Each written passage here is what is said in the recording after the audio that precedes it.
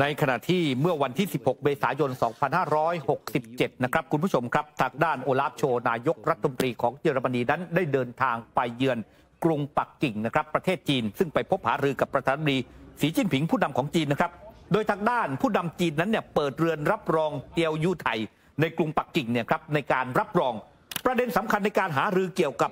การพูดคุยกันนั้นเนี่ยมีสถานการณ์เรื่องของยูเครนอยู่ด้วยนะครับผู้นำเยอรมนีนั้นเนี่ยนะครับบอกกับทางด้านสีจิ้นผิงบอกว่าคำพูดของจีนน่ะมีน้ำหนักกับรัสเซียมากดังนั้นเนี่ยอยากจะขอร้องสีจิ้นผิงอยากจะขอร้องจีนช่วยใช้อิทธิพลช่วยโน้มน้าว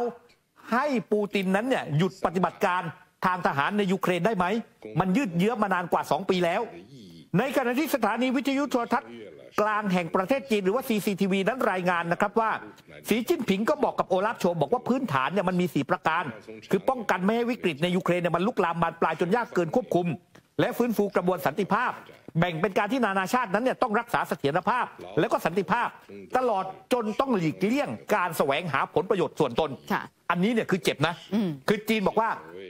ควรจะต้องหยุดหลีกเลี่ยงหาผลประโยชน์ส่วนตนก่อนวันนี้เนี่ยผลประโยชน์ส่วนตนคืออะไรก็คือชาติตะวันตกนั้นส่งอาวุธให้กับยูเครนขายอาวุธให้กับยูเครนนั่นคือการหาผลประโยชน์ส่วนตนนอกจากนี้สีจิ้นผิงบอกว่าทุกภาคส่วนที่เกี่ยวข้องไม่สุมไฟความขัดแย้งแล้วก็ต้องสร้างเงื่อนไขสันติภาพร่วมกันบรรเทาความรุนแรงแล้วก็ร่วมกันลดผลกระทบเชิงลบจากสงครามที่จะเกิดขึ้นกับเศรษฐกิจโลกในขณะที่ด้านหนึ่งนั้นเนี่ยเยอรมนีเนี่ยเป็นประเทศเศรษฐกิจที่มีขนาดใหญ่อันดับต้นของโลกกำลังเผชิญแรงกดดันจากหลายฝ่ายในการให้ลดการพึ่งพาด้านห่วงโซ่อุปทานจากจีน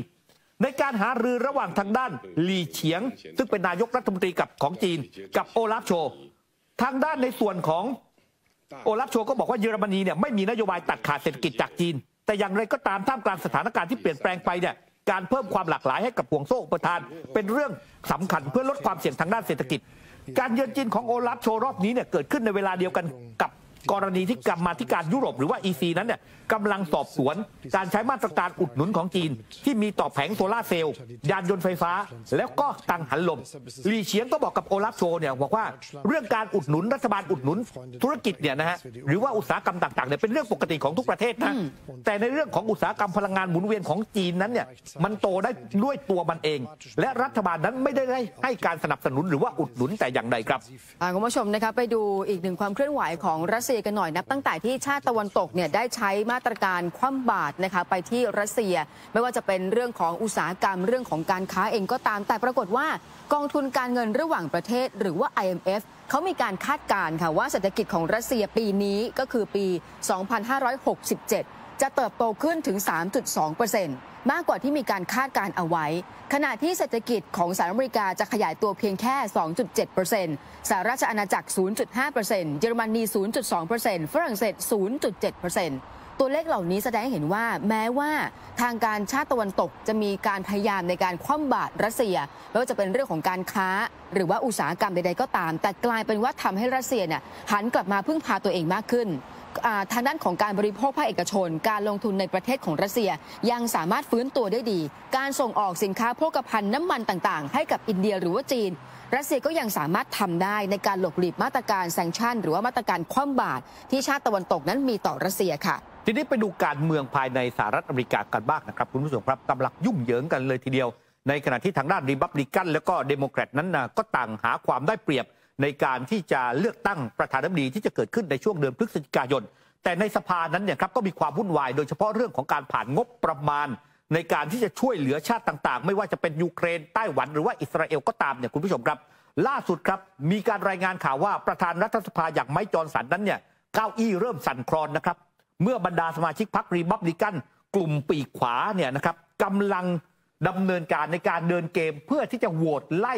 ไมค์จอนสันนั้นพ้นจากตำแหน่งประธานสภาอีกครั้งหนึ่งคือตอนนี้เนี่ยนะครับรีพับลิกันเนี่ยครองเสียงข้างมากในสภาผู้แทนราษฎรก็จะได้มีสิทธิ์เสนอชื่อคนที่เป็นประธานสภาก่อนหน้านี้จำได้ไหมโหวตไล่กันไป2 คนแล้วนะฮะนี่คือคนที่3นะครับถ้าถูกโหวตไล่อีกเนี่ยก็เดี๋ยวจะมีคนที่4มานั่งเป็นประธานสภาถามว่าอยู่ๆทำไมถึงจะโหวตไล่ไมค์จอนสันพ้นประธานสภาคือไมค์จอนสันเนี่ยที่ผ่านมาเนี่ยครับก็ประวิงเรื่องของงบประมาณการช่วยเหลืออิสราเอลยูเครนแล้วก็ไต้หวันเอาไว้นะครับจำนวนเนี่ย$60,000 ล้าน คือ 5.9 กว่านะคือตีเลขกลมๆเนี่ย60,000 ล้านดอลลาร์สหรัฐปรากฏว่าทีนี้เนี่ยไมค์ จอห์นสันนั้นไปคุยกับเดโมแครตฮะพอไปคุยกับเดโมแครตเนี่ยไมค์ จอห์นสันบอกว่าเดี๋ยวสัปดาห์นี้จะแยกกฎหมายเหล่านี้ออกมาเป็น3 ฉบับก็คือแยกช่วยยูเครนแยกช่วยไต้หวันแยกช่วยอิสราเอลว่ากันทีละฉบับนะครับนำเข้าสู่สภาเพื่อผ่านการโหวตทีนี้เนี่ยรีพับลิกันเนี่ยไม่ต้องการให้มีการนำเงินเหล่านี้เนี่ยไปช่วยเหลือทางด้านยูเครนนะฮะก็ถ้าไมค์ จอห์นสันเนี่ยเอากฎหมายฉบับนี้เข้าสภานั่นหมายความว่าโอกาสที่จะโหวตผ่านเนี่ยมันมีสูงทำให้เดโมแครตเนี่ยมีงบประมาณก้อนหนึ่งเนี่ยไปช่วยเหลือยูเครนซึ่งรีพับลิกันเนี่ยไม่เห็นด้วยนะครับแล้วทางด้านในส่วนของไมค์ จอห์นสันล่าสุดนั้นเนี่ยก็ไปเจอกับทางด้านอดีตประธานาธิบดีโดนัลด์ทรัมป์นะครับที่คฤหาสน์ส่วนตัวอย่างมาอาลาโกในรัฐฟลอริดาเจ้าตัวก็ออกมาบอกนะว่าเราจะไม่ลาออกโดยเด็ดขาดในขณะที่โดนัลด์ทรัมป์เสนอว่าเอาแบบนี้แล้วกันถ้าคุณจะผ่านกฎหมายเนี่ยคุณต้องให้ยูเครนกู้ไม่ใช่เป็นเงินช่วยเหลือแต่ต้องเป็นเงินกู้เท่านั้นซึ่งเรื่องนี้กำลังกลายเป็นประเด็นปัญหาในขณะที่ทางบ้านด้านเดโมแครตบอกว่าถ้าคุณอยากจะนั่งอยู่ในตำแหน่งประธานสภาต่อก็ง่ายๆคุณก็ทำกฎหมายเข้ามาในสภาเดี๋ยวเราจะโหวตให้คุณอยู่ต่อเดี๋ยวเราจะโหวตให้คุณอยู่ต่อแต่อย่าลืมนะครับว่าเสียงในสภานั้นเนี่ยรีพับลิกันมีเสียงมากกว่าก็รอดูนะครับว่าเก้าอี้ของประธานสภาอย่างไมค์ จอห์นสันนั้นเนี่ยจะอยู่ได้นานแค่ไหนนะเพราะว่าตอนนี้อย่างทางด้านโทมัสมาซี่ซึ่งเป็นสมาชิกพรรครีพับลิกันจากรัฐเคนตักกี้นั้นบอกเดี๋ยวเขาจะล่ารายชื่อเองแล้วก็เสนอญัตติในที่ประชุมสภาเพื่อไล่ประธานสภาพ้นจากตำแหน่งครับค่ะคุณผู้ชมนะคะไปดูเรื่องของยูเครนกันหน่อยเพราะว่าก่อนหน้านี้ผู้นำของยูเครนอย่างโวโลดิเมียร์ เซเลนสกี้เนี่ยออกมาเรียกร้องทั้งสหรัฐอเมริกาไม่ว่าจะเป็นการอนุมัติงบประมาณการช่วยเหลือที่มันค้างคาอยู่ที่สภาคองเกรสรวมไปถึงนะคะทางด้านของชาติตะวันตกในการส่งมอบอาวุธยุทโธปกรณ์เนี่ยให้กับยูเครนล่าสุดนี้นะคะมีการพูดถึงเรื่องของกฎหมายใหม่นะคะโดยผู้นำยูเครนมีการบังคับใช้กฎหมายในการระดมพลใหม่ที่กำลังจะเพิ่มขึ้นในเรื่องของกองทัพยูเครนนะคะภายใต้กฎหมายใหม่นี้เนี่ยจะเป็นการเพิ่มบทลงโทษสำหรับผู้ที่หนีการเกณฑ์ทหารรวมไปถึงสร้างแรงจูงใจกำหนดการให้ชายชาวยูเครนต้องมีการปรับปรุงข้อเรียกร้องต่างๆหรือว่ารายละเอียดต่างๆที่เกี่ยวกับการขึ้นทะเบียนทหารอยู่เสมอแล้วก็ในทางกลับกันกฎหมายใหม่นี้ของยูเครนเนี่ยไม่ได้มีการให้ปลดประจำการทหารที่รบอยู่ในแนวหน้าเป็นเวลานานซึ่งก็ไม่ได้บอกว่าหลังจากที่เสร็จสิ้นสงครามแล้วเนี่ยเรื่องของการปลดประจำการทหารนั้นจะว่าอย่างไรสอดคล้องกันตั้งแต่ช่วงต้นเดือนที่ผ่านมาเซเลนสกี้เนี่ยได้มีการลงนามเรื่องของการปรับอายุนะคะในการเข้ารับใช้กองทัพจาก 27 ปีเนี่ยลดลงมาเป็น 25 ปีในการเพิ่มกำลังพลในการสู้รบกับทางด้านของกองกำลังของรัสเซียค่ะคือทหารเก่าก็ไม่ปลดประจำการนะทหารใหม่เดี๋ยวจะเรียกเข้าและตอนนี้เนี่ยก็มีการคุยกันว่าอาจจะเกณฑ์ทหารหญิงอีกด้วยไปรบแล้วก็บอกว่าประเทศตัวเองเนี่ยสูญเสียทหารน้อยมาก